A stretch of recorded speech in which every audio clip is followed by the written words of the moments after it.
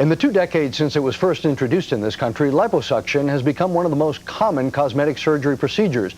Major advances came with something called tumescent analgesia, and a few years ago with ultrasound-assisted liposuction. Now, just in time for your post-holiday weight gain, there's power liposuction. For years, I've watched what I've eaten. I've exercised, I've had personal trainers, and there's certain areas that just never improve. It's the typical description of a perfect candidate for liposuction.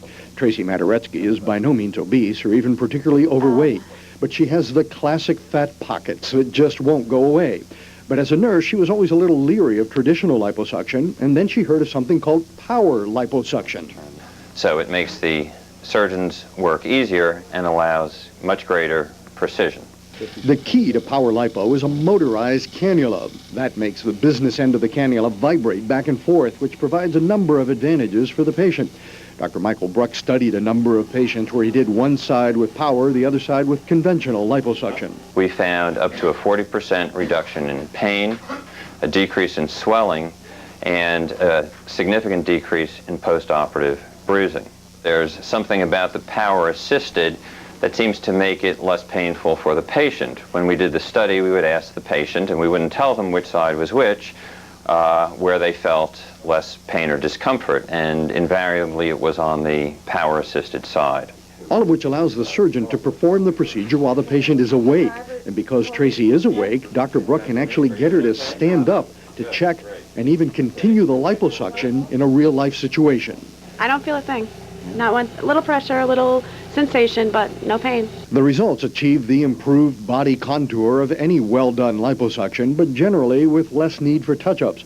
And as budding actress Joy Sudduth found when she had power lipo recently, with a fairly easy recovery. There was some slight bruising, very, very slight. I wasn't in much pain. It felt like I worked out really, really hard.